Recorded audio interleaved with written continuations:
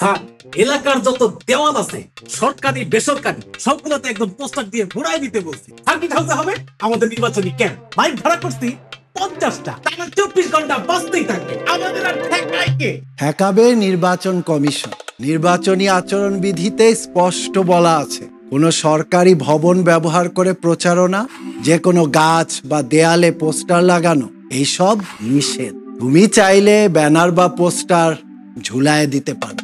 মাইকটা অন্তত বাজাই স্যার। তোমার কানের কাছে সারাদিন মাইক বাজালে তোমার কেমন লাগে? এই জন্যই তো ইয়ারবা। জনগণের কানে তো ইয়ারবাড নাই। দুপুর 2টা থেকে রাত 8টা পর্যন্ত মাইক বাজানো যাবে, তাও প্রতি ইউনিয়নে বা ওয়ার্ডে একটা করে মাইক। এখন তাহলে কি করবো? নির্বাচনী আচরণবিধি মেনে চলবা। প্রার্থী যদি আচরণবিধি না মানে তাহলে জনগণ তাকে মানবে কেন?